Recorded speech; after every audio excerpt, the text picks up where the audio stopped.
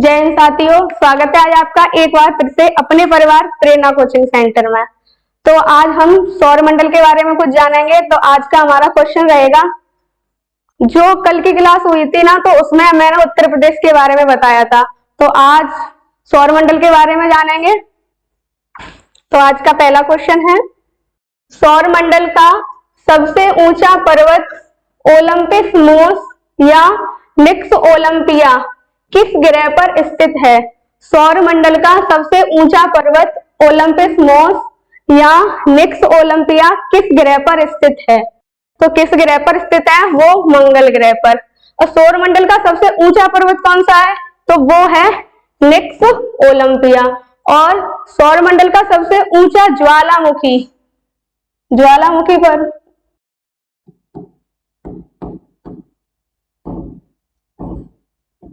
ज्वालामुखी, तो वो कौन सा है? वो है ओलंपस मोस। और क्वेश्चन हमारा है, सौर मंडल का सबसे ऊंचा पर्वत ओलंपस मोस या निक्स ओलंपिया किस ग्रह पर स्थित है? तो वो है मंगल ग्रह पर। किस पर है? मंगल ग्रह पर। और मंगल ग्रह को लाल ग्रह भी कहा जाता है। क्या कहा जाता है? लाल ग्रह। और ये लाल ग्रह क्यों होता है? क्योंकि आयरन ऑक्साइड की मौजूदगी के कारण,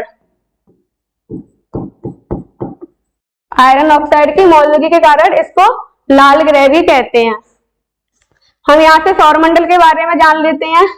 ये हमारा सन है, इसके चारों तरफ 8 ग्रह होते हैं, वो चक्कर लगाते हैं। तो इसका पहला ग्रह है मर्क्यूरी, जिसको बुध बोलते हैं, बुध। सेकंड है वीनस को बोलते हैं शुक्र।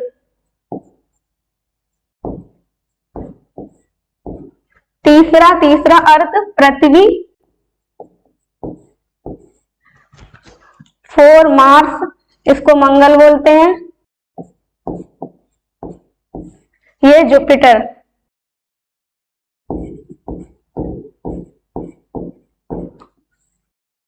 तीसरा मंगल और 4th जुपिटर, इसको बोलते हैं बृहस्पति।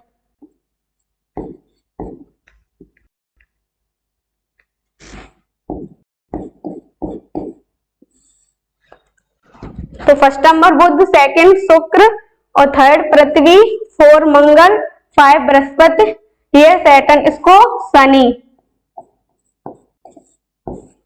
है। और 7 वाला है यूरेनस, इसको बोलते हैं अरुण। क्या बोलते हैं? अरुण।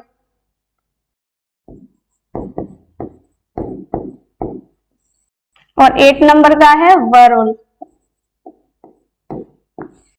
तो हमने 8 ग्रहों के बारे में पता चल गया, इसके कौन कौन से नाम है। फर्स्ट नंबर पर बुध, सेकंड पर शुक्र और थर्ड पर पृथ्वी, 4 पर मंगल, 5 पर बृहस्पति और 6 पर शनि और 7 पर अरुण और 8 पर वरुण।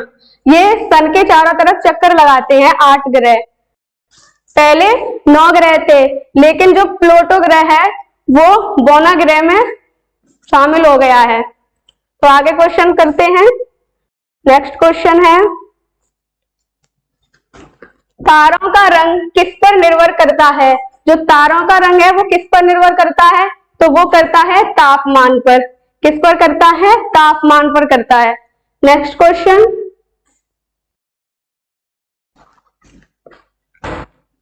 सूर्य में मुख्यतः कौन सी गैस पाई जाती है? सूर्य में मुख्यतः कौन सी गैस पाई जाती है?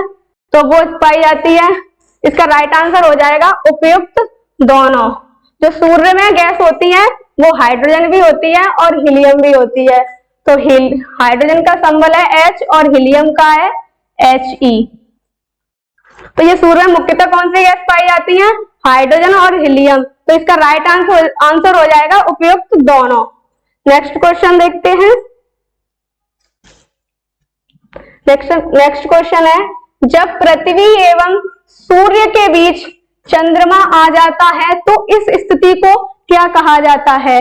जब पृथ्वी एवं सूर्य के बीच चंद्रमा आ जाता है तो इस स्थिति को क्या कहा जाता है? तो इस स्थिति को कहा जाता है सूर्य ग्रहण।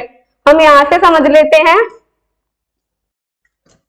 ये हमारी पृथ्वी है और ये है सूर्य।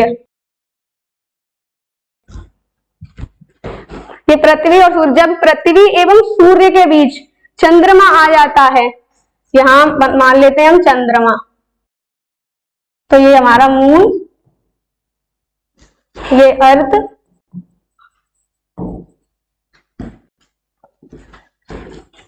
और ये है सन।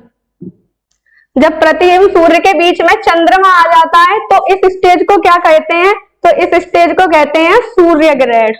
इसका राइट आंसर हो जाएगा option number B. Next question,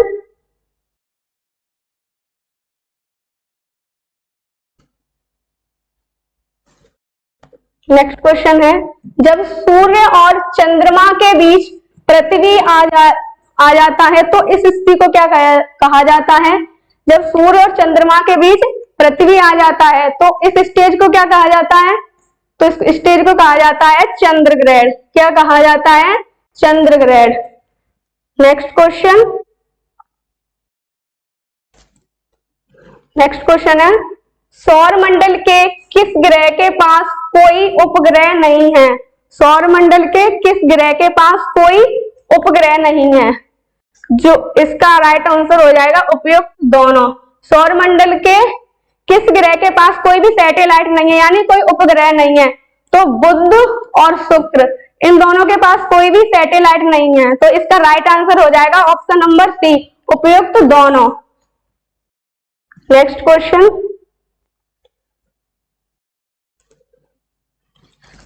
कौन सा ग्रह सूर्य की परिक्रमा करने में 88 दिन का समय लेता है? कौन सा ग्रह सूर्य की परिक्रमा करने में 88 दिन लेता है? तो वो कौन सा है? बुध। बुध ग्रह, बुध ग्रह सूर्य की एक परिक्रमा करने में 88 दिन का समय लेता है। कितने दिन का? 88 दिन का समय लेता है। नेक्स्ट क्वेश्चन, हम इसके बारे में और जान लेते हैं। जो बुध ग्रह है ना, वो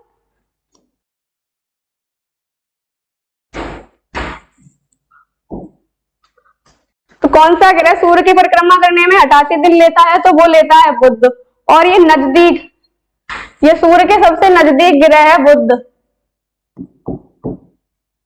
नजदीक। और सौर मंडल का सबसे छोटा ग्रह भी बुध है, छोटा ग्रह।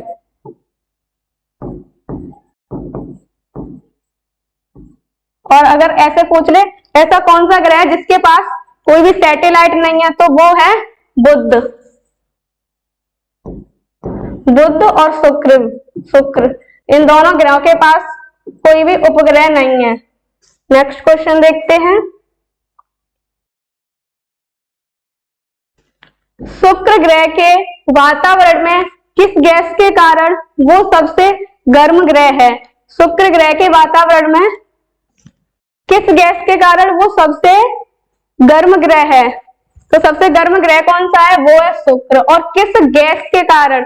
तो वो है कार्बन डाइऑक्साइड के कारण। किसके? कार्बन डाइऑक्साइड के कारण, CO2 के कारण।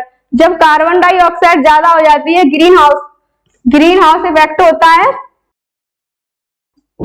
Green house effect. तो जो वातावरण है वो गर्म हो जाता है। तो इस वजह से ही सूर्य ग्रह के वातावरण में किस गैस के कारण वो गर्म हो जाता है? तो वो CO2 के कारण। किसके कारण? CO2 के कारण। नेक्स्ट क्वेश्चन, सौर मंडल के किस ग्रह का घनत्व सबसे ज्यादा है? सौर मंडल के किस ग्रह का घनत्व सबसे ज्यादा है? डेंसिटी किसकी ज्यादा है? तो वो है पृथ्वी की। किसकी है? पृथ्वी की। यहां बात घनत्व की जा रही है, घनत्व की। अगर ग्राम में देखा जाए तो इसकी डेंसिटी है 5.52 ग्राम प्रति सेंटीमीटर क्यूब। और किलोग्राम में बात की जाए तो 5520 किलोग्राम प्रति मीटर क्यूब।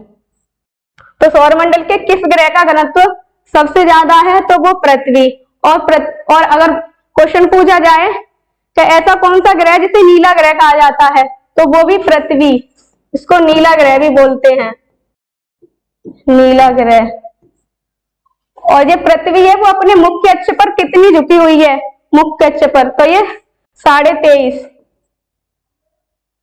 23 1/2 डिग्री अपने अक्ष पर झुकी हुई है। और पृथ्वी के सबसे निकट कौन सा तारा है, तो वो है निकट तारा।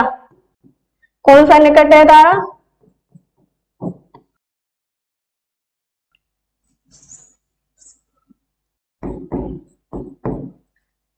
निकटतम तारा, तो वो है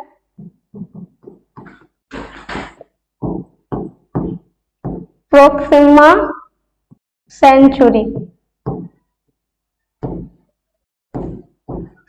ये पृथ्वी के सबसे निकटतम तारा है, कौन सा, प्रोक्सिमा सेंचुरी।